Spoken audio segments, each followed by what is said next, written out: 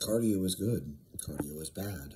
You should do low intensity. You should do zone 2. You should do high intensity. You should do zone 5. You should... Wow. I am so old that I have seen this pendulum swing back and forth in both directions. For that matter, I'm so old that I remember whenever carbs were good, then carbs were bad. Then carbs were good again. Then carbs are bad again. And I don't know what we're doing this week. Are we still doing carbs are bad? Fat is good, fat is bad, fat is good, fat is bad. We just go back and forth. So, cardio. Should you be doing cardio? Cardio will kill your gains. And, you need cardio, because if you don't do cardio, then your recovery capacity is bad. And you should do lots of zone 2, but you should also never do zone 2, and you should only be doing zone 5. And which one is right? So now all of a sudden I've been listening to all the zone 2 people for entirely too long, which is really annoying.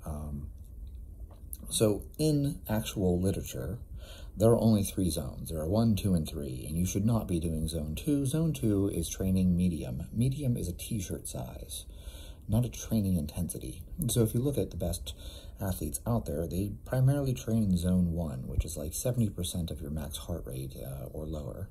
And then they do something called polarized training, where they do a small percentage of their training in like zone 3, where it's all out intensity and high level speed work.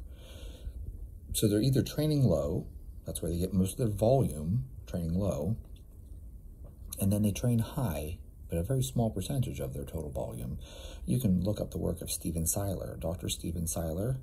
That is probably the best resource I can possibly send you to. So, 80% of your training, 90% of your training will be low intensity, and then you do speed work. Shocking. That's how all the best athletes get there. They don't train in the middle. They don't train medium. This is like Charlie Francis, high-low. You either train high or you train low. And the problem with medium is that all these people want to train medium. Their highs are too low and their lows are too high, so then they just go nowhere. Polarized training is obviously the best way to go. Now, all that being said, let's get back into this discussion of zone 2 and zone 5, which are things made up by people that sell heart rate monitors. So Peter Attia was banging the drum for a while that everyone needs to be doing zone 2, zone 2, zone 2, zone 2, zone 2, zone 2. And all these people on IG and these fitness influencers started telling everyone, yeah, you should be doing zone 2, as if this is like some magical formula. And now Peter Attia has some recent book, I guess. I haven't read it. But he's been on a bunch of podcasts talking about the importance of VO2 max. You want your VO2 max to be in the top 2%. So what that basically means is that you need to get your VO2 max to like 60. That's like running a 5-minute mile. That's for longevity. You need to improve your VO2 max. And the only way for you to improve your VO2 max is to do zone 5 work. You have to do really high intensity work to improve your zone 5, your VO2 max here. And so, it would seem that all this time that we've been talking about zone 2, it's useless because it doesn't improve your VO2 max, and therefore it's not going to improve your longevity. What to do? It's such a conundrum because you're getting these opposing messages from all these different sides, and I'm here to tell you I don't want to say the truth. It's not the truth. It's more like, it's like there's something between the two. How do you like that? There's something between these two polarized things of telling people, hey, do zone 2, it's the cure for everything that ails you, and now do zone 5, it's the cure for everything that ails you. Be sure to take a creatine and get 8 hours of sleep. And by the way, you should drink water. Drink water. It's really important. People die of dehydration. And it's also important to sleep. Apparently, you can't exist without sleeping. I know. People love to state these things like it's new. What a trendy, cool thing to tell people stuff that they already knew. So, where does this leave us with cardio? And this is my take on cardio, and this is the truth, if you will, of all this popular bullshit, okay? If you have been doing low intensity, you've been doing a lot of low intensity training, and you suddenly start doing high intensity training, wow, you're going to make huge progress. You're going to have all these new adaptations that occur. And if you've been doing high-intensity intervals and high-intensity training and you start doing low-intensity training, you're going to see this huge jump in performance. All these new adaptations will occur. Wait, what? Yes. Whatever you've been doing, if you've been doing low intensity and you switch to high intensity, you're going to make a ton of progress. You're going to see huge improvements. And if you've been doing high intensity and you switch to low intensity, you're going to make a ton of progress. You'll see a whole bunch of improvements. Basically, whatever you haven't been doing, if you start doing that, oh my gosh, it's a new stimulus. It's novel. And now you're going to make all these adaptations and improvements because it's a novel stimulus. What? I know, you're shocked. I just stated the obvious, but yet no one does that these days. People like to, burrow down into their little tribes and their little cults. Under all circumstances, you should never eat a carb. And then you have the other people who are like, yeah, carbs are the only thing you should eat, right? We have to have extremes here. Eat nothing but meat. Eat no meat at all. What if you combined a carnivore diet with a vegan diet? It would be like this weird thing where you're getting the benefits of both. So, what happens if we combine, holy shit, Chad, don't say it, low-intensity training with high-intensity training? What if you did both? What if you had 1 day a week, or maybe 2 days a week, where you did low-intensity work, and then you had 1 day or 2 days a week where you did high-intensity work? Are you suggesting that people could do 2 different types of training within the same week?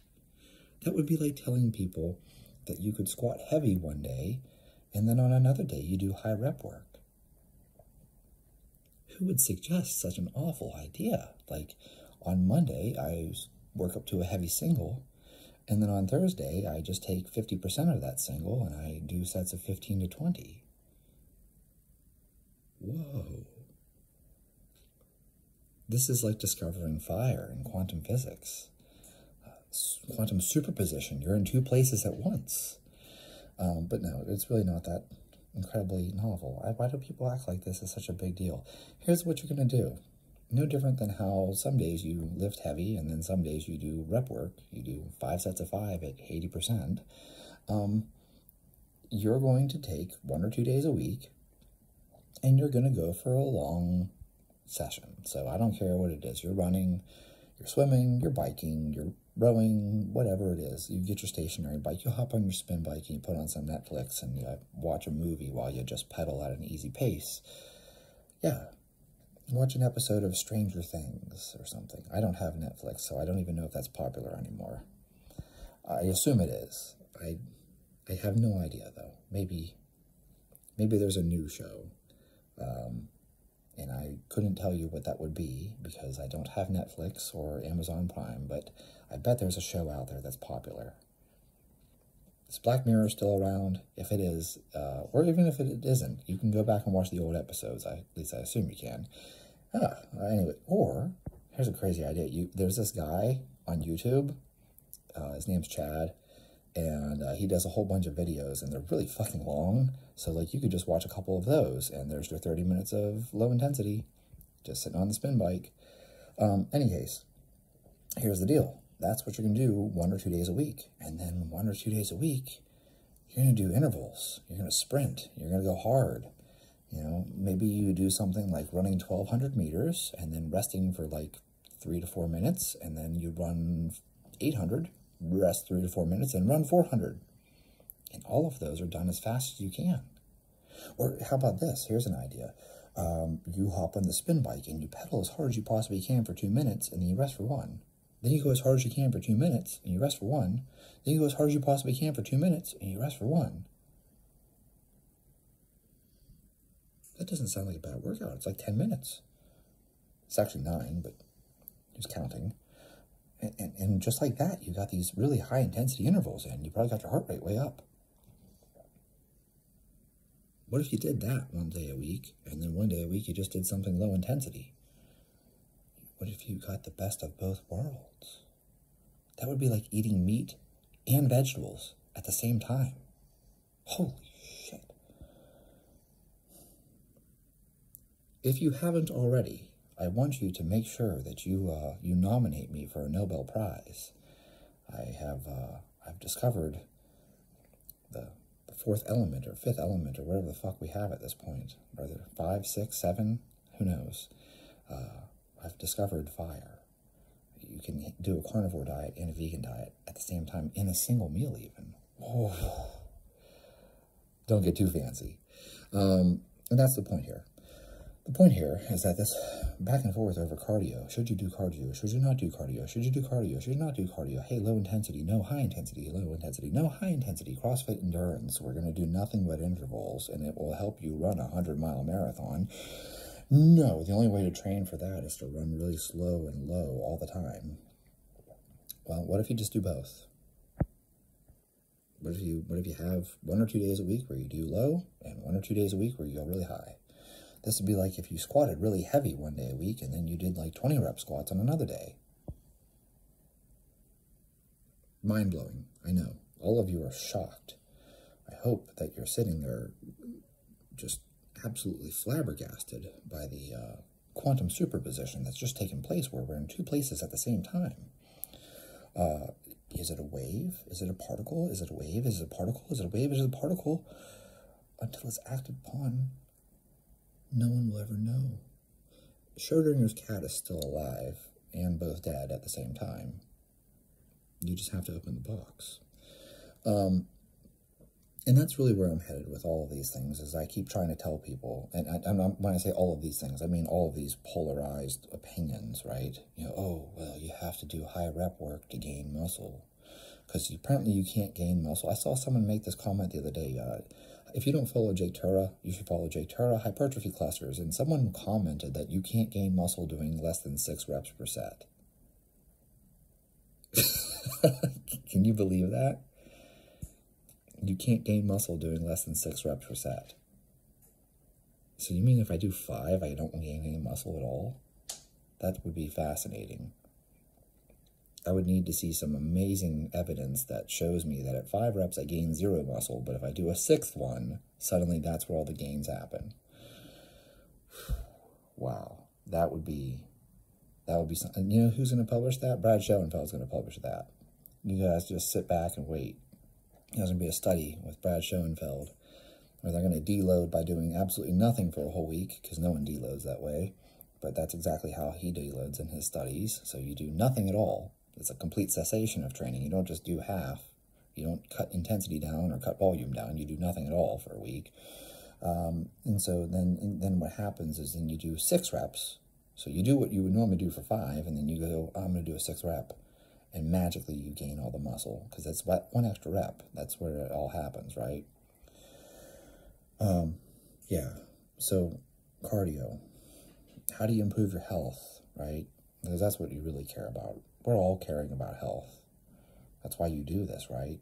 You're getting big and jacked and eating as much food as possible and maybe taking questionable drugs that some guy made in his kitchen. You know, used his oven as an autoclave, and he also cooked pizza.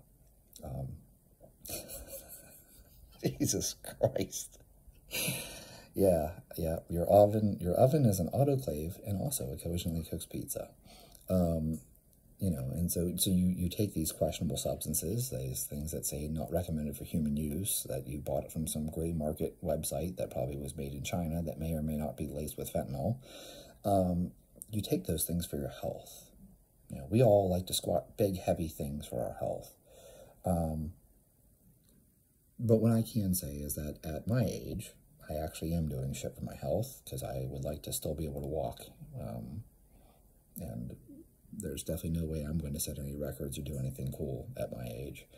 So if you're in your 30s, like some people, or 40s, and you're past the point where you're playing sports and there's no hope that you're going to go to the NFL next week, maybe you do this for your health. And if you do this for your health, then the advice I have to you is, in order to improve your VO2 max, do intervals. 3 to 5 really hard intervals. And you know what? You could make it a 1-to-1 rest ratio. Like, there's no rule that it has to be, like, when I gave as an example the whole 2-minute one thing, that doesn't, you don't have to do it that way. You could do 2 minutes on, 2 minutes off, 2 minutes on, 2 minutes off. Just go really hard for a few intervals, rest in between intervals, and you will improve your VO2 max. I don't think you're going to get to 60. I don't know where Peter came up with that thing about being in the top 2%, but I bet most of the centenarians out there don't have amazing VO2 max. My favorite was that lady that she was like, yeah, I have a cigarette for breakfast, I have bacon for lunch, and then for dinner I have a dessert. I have a pastry. And it was like, yeah, and you're 122 years old. So, elite level genetics right there. Don't question that one. That one is definitely elite level genetics. You smoke every day, and you have pastry for dinner, and you live to be 120 something. Yeah, that's elite level genetics. You can't. That's like being LeBron James. You can't be that tall. That's just elite level genetics. So the point that I'm sharing with you, though, is that if you're doing this for your health, then what you're going to do is you're going to try to improve your VO2 max by at least 1 day a week. You're going to do intervals, and then 1 day a week, you're going to do really low intensity. You're going to actually do low intensity, like real low intensity, not medium intensity. You're going to do actual low intensity, where your heart rate is below 70% of your max heart rate. You're just going to cruise there, like 20 to 30 minutes of just cruising. And that's what you're going to do, because then you get the benefits of doing cardio, like the low intensity cardio. So you can have both. I know most times in this world, you can't have your cake and eat it too. You can't. That's just the way that things are. You can't do both. You can't weigh 300 pounds of muscle and also be healthy at the same time. You can't be superbly strong and set powerlifting records and also run a marathon. You can't set a record in the marathon and also, break the world record for the back squat at the same time. Doesn't happen. Go look at the guy that just ran that crazy fast marathon. I guarantee his back squat is not anything impressive. So, there are many things in this world where you can't have your cake and eat it too. But this is one thing where you can. You can improve your VO2 max and also do low-intensity cardio in the same week. Radical. This is as crazy as eating a carnivore diet and a vegan diet at the same time. I feel like if you had a steak and a side of maybe some spinach and broccoli and maybe even a potato. Radical. So there you guys have it. That's the actual answer to these things. I am sorry, this is never impressive. Every time I do one of these videos, I feel like I'm just talking common sense, but, I guess that's the reality that we have to accept these days, is that common sense is not very attractive, and so most of what you see on social media is very exaggerated, hysterical, because that's what grabs people's attention, which is why I have been doing this YouTube channel for, gosh, I don't even know how many years, more than 10 years now, if you've hung around, thanks. And I still have no following whatsoever, and I'm very, very small, and I will continue to be small, because I don't say hysterical things. Maybe at some point I'll start doing stuff like that, though. I want you guys to know that I squat 800 pounds in my garage, and I also run a 4-minute mile.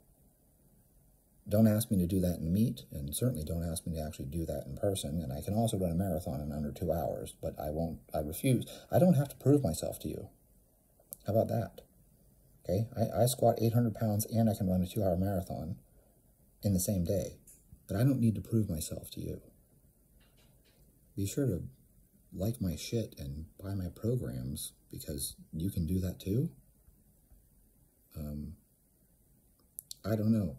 I don't know where this comes from, but that's the kind of stuff that people are selling you. So maybe that's why I should start telling people, instead of being reasonable and telling people, yeah, you could squat double body weight and run a 6-minute mile. Instead, fuck it. Why did I stop at 800? I squat 1,000 and I run a sub 2-hour marathon. Buy my program and you'll be able to do it too. So there's your whole thing, guys. You can actually have your cake and eat it too on this one, though. You can do intervals, high-intensity intervals, and you can do low-intensity in the same week. And you can get the cardiovascular benefits of both.